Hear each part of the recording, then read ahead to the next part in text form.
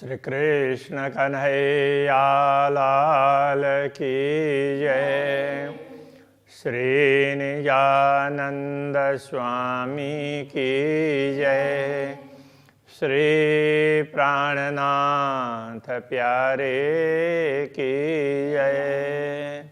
महामत कहे मोमिनो सब बातों का ये मूल, एक काम किया सब हुक्मे आए इमाम मशीह रसूल आए इमाम मसीह रसूल।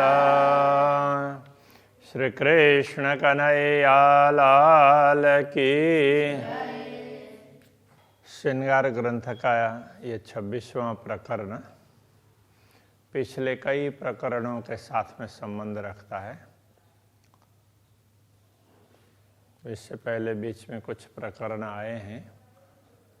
उससे पहले श्रृंगार का कलश ऐसा करके एक प्रकरण आया था, और उससे पहले श्रृंगार का वर्णन था।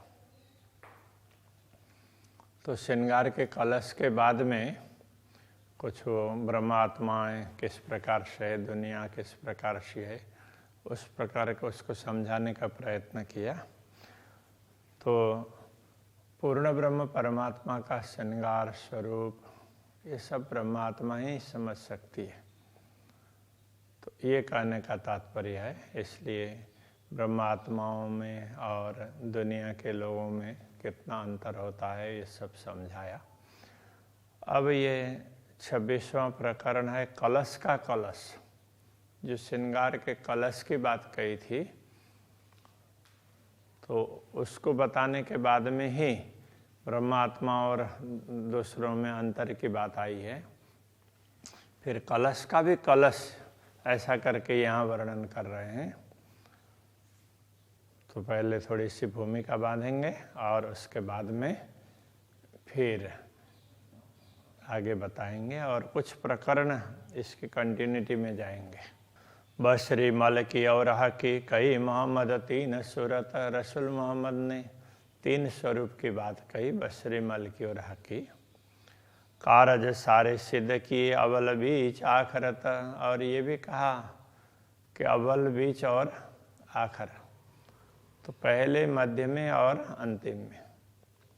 ये रसूल मोहम्मद ने जिस प्रकार से कहा कुरान और हदीस, उसके अनुसार का यहाँ पर स्पष्टीकरण किया है कि वैदिक परंपरा में दूसरे तरीके से कहा जाता है और कहा गया भी है।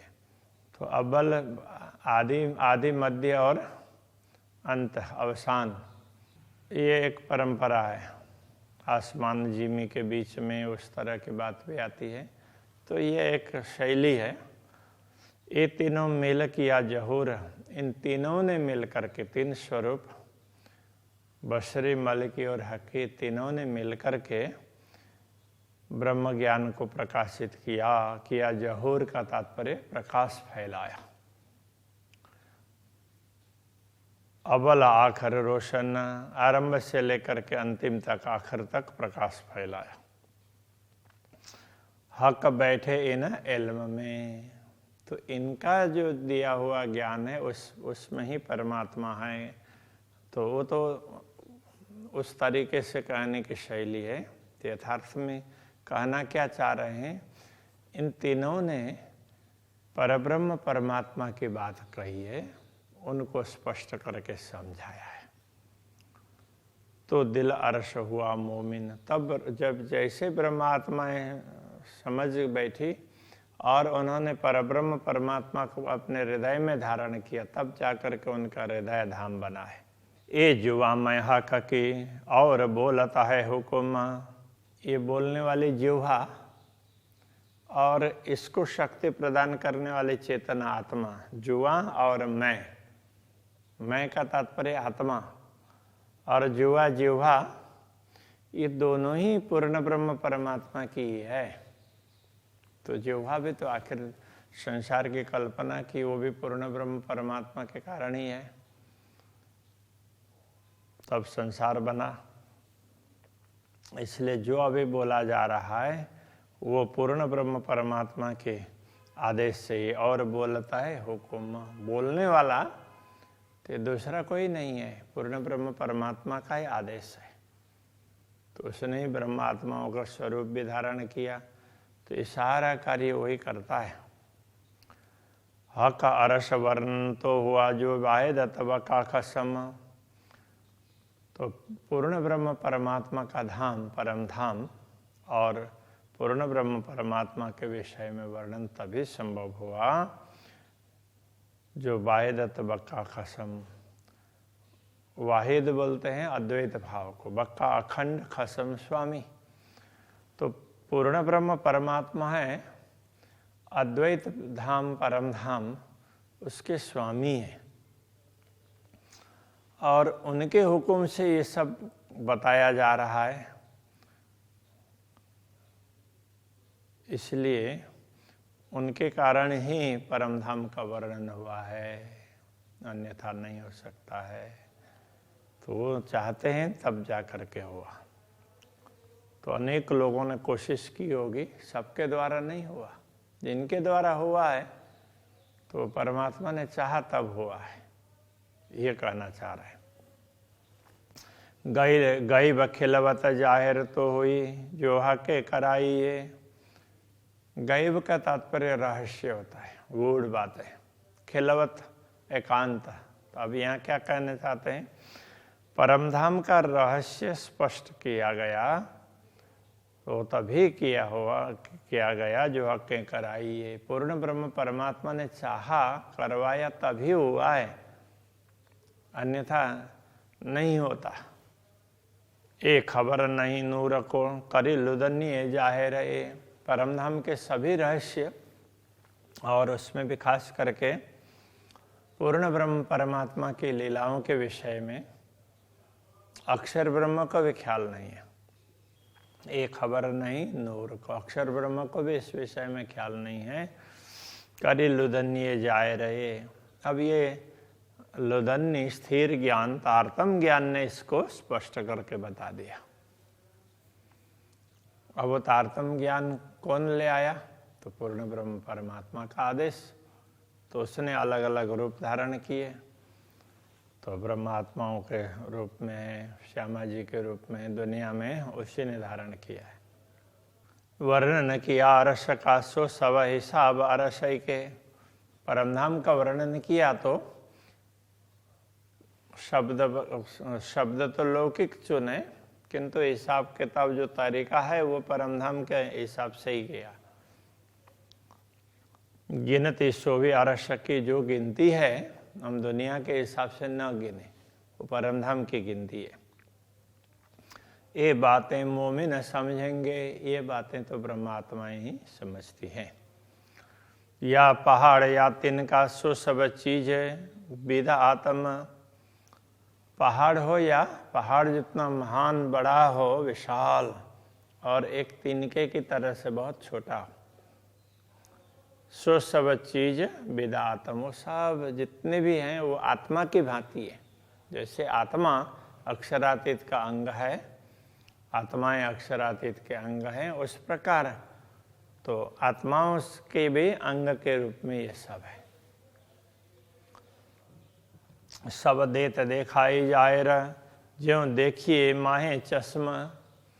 तो जैसे चश्मा तो आँख में ही लगाते हैं तो पता चलता ही है ना।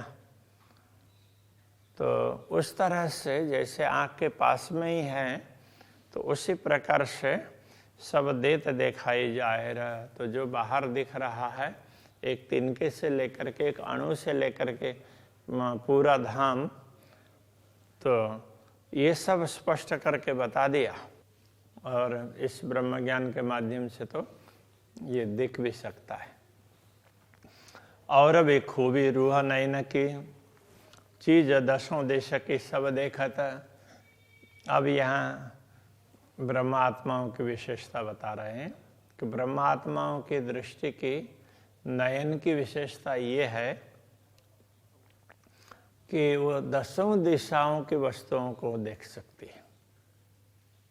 तो इस नश्वर शरीर में आंखें हैं तो कुछ तक दिखता है, 180 डिग्री भी नहीं देखेगा, तो यहाँ से यहाँ तक पूरा नहीं देखेगा।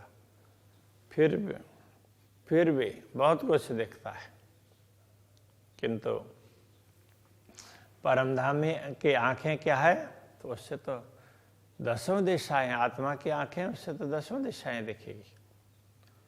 पाताल या आसमान की रूह नजरों स्वभावत, पाताल हो या आसमान हो, तो ब्रह्मात्माओं की दृष्टि में सब है। यहाँ कहने का तात्पर्य यह है, तो ब्रह्मात्माओं को सारा ही पता चलता है, पाताल से परमधाम पर्यंत सारा।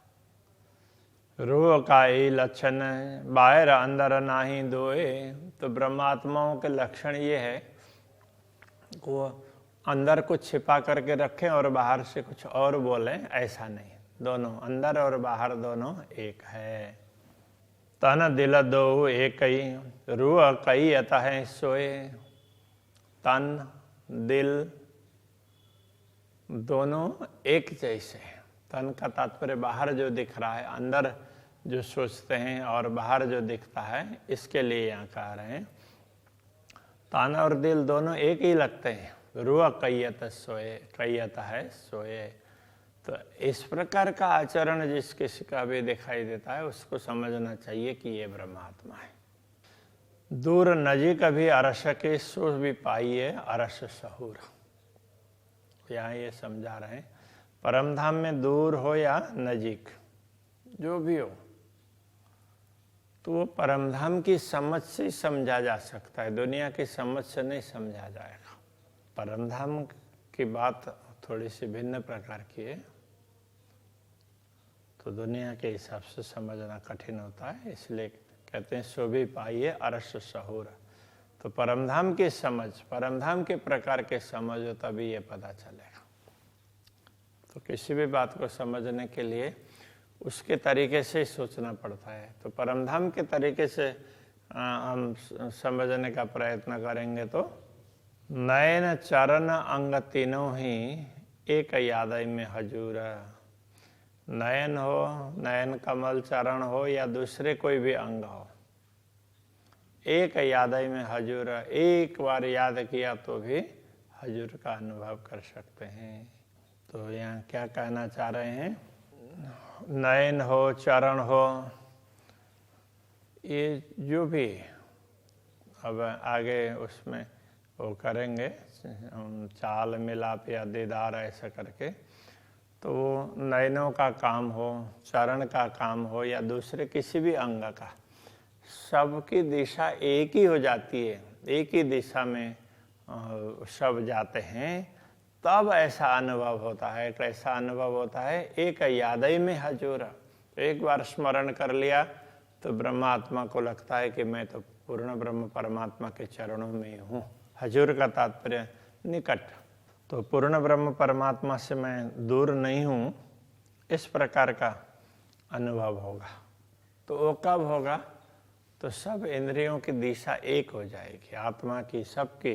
तो इसलिए एकाग्रता बहुत आवश्यक है, एक लक्ष्य रख करके एक दिशा में चलना बहुत आवश्यक होता है।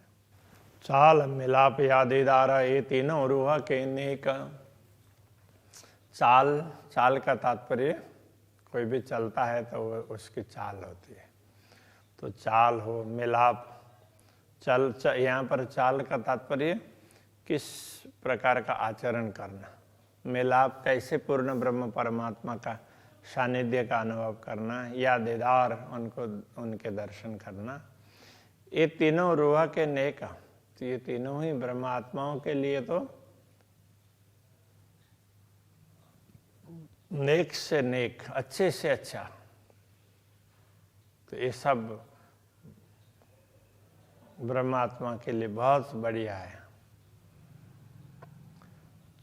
जब ही याद जो आवही तबही होए माहे एक, ये कहना चाह रहे हैं।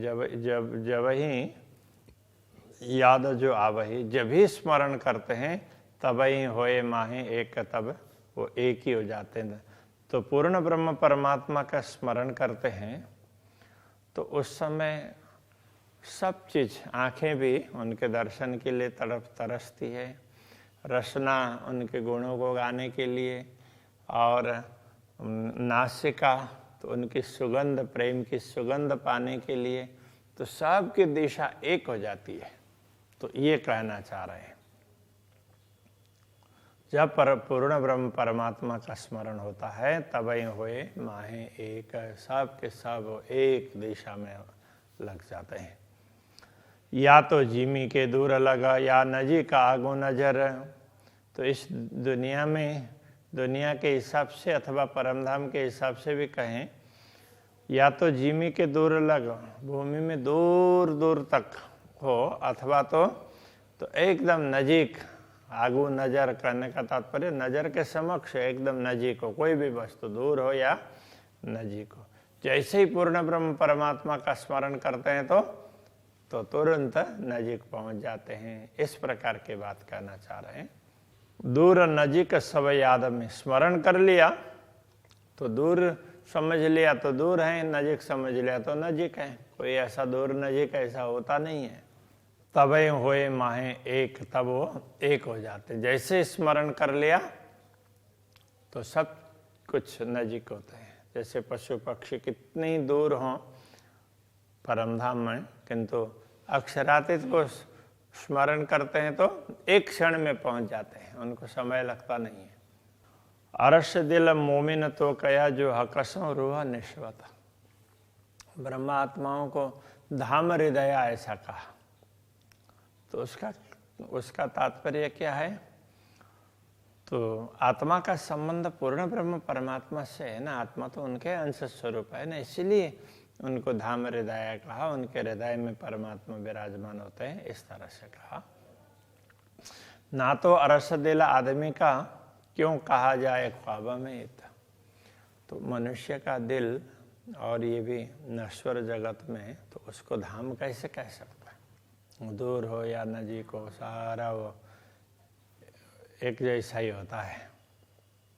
स्मरण करते हैं तो दूर का भी नजीक का एक ही है, एक साथ में पहुंचेंगे कहीं भी। ऐसा है।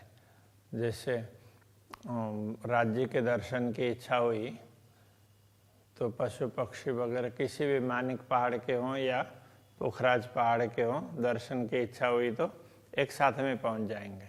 इस प्रकार से समझना होता है। रूह तन की असल अरश में अरश ख्वाब नहीं तफावत। ये ब्रह्मात्माओं का असली तन परमाधाम में है, परात्मा। तो उसने इस स्वप्न को देखा है। देखने वाली चेतना आत्मा तो वही है, इसलिए उसमें और इसमें कोई अंतर नहीं है, ये समझाना चाह रहे हैं। और इसी चौपाई से आगे जा कर के कहा जाएगा। तो रूह तन की असल अरश में परात्मा तो आत्मा का जो आत्मा का असल है वो तो परात्मा है, वो तो वास्तव में परमधाम में ही है। इसलिए अरश ख्वाब नहीं तफावत है। तो परमधाम की आत्मा हो या दुनिया में शरीर धारण करने वाले ख्वाब की आत्मा हो, स्वप्न देखने वाली, उसमें अंतर नहीं है। इसीलिए तो कया शहरग से नजीक बीच दुनिया न्यामत। तो इस दुनिया में ये बात इसलिए कही कि परमात्मा तो प्राण नली से भी निकट है, क्योंकि परात्मा के तो निकट ही है ना, इसलिए ये आत्मा भी तो परात्मा के अंदर ही है, इसलिए दूर नहीं है, ये बताना चाह रहे हैं। दिल मोमिन अरस तन बीच में, तो ब्रह्मात्माओं का दिल है तो वो परात्मा के अंदर ही है। परात्मा ने ही इस दुनिया को देखा है। उन दिल बीच है ये दिल, तो ब्रह्मात्माओं का ये दिल है, ये भी परात्मा के दिल में ही है, उससे अलग नहीं है। कहने को ये दिल है अरश दिल असल। कहने के लिए ये नश्वर शरीर का दिल है, यथार्थ में तो वो परात्मा का दिल है, उस तरह से ही है। तो जैसे परात्मा के दिल में पूर्ण ब्रह्म परमात्मा विराजमान होते हैं, ऐसे ही इस नश्वर शरीर को धारण करने वाले चेतना है, तो उनके इस नश्वर शरीर के दिल में भी पूर्ण ब्रह्म परमात्मा की छवि अंकित होती है। तो ये दुनिया तो कुछ है नहीं, तो कल्पना कर ली उसके हिसाब से है, यथार्थ में तो कुछ है नहीं। थोड़ी देर दिखाया, इतनी देर के लिए दूर दिखाई दे रहा है, ये समझाना चाह रहे हैं। तो अभी यहीं रखते हैं। श्री कृष्ण कन्हैया लाल की जय। है अरसई दिल असल,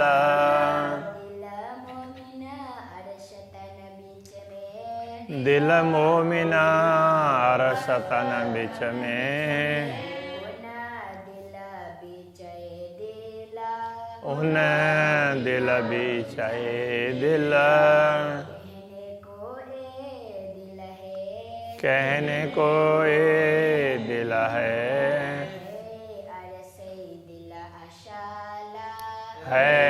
अरसई दिल असाला, है अरसई दिल असाला। कृष्ण कन्हैया लाल की जय। श्री निजानंद स्वामी की जय। श्री प्राणनाथ प्यारे की जय।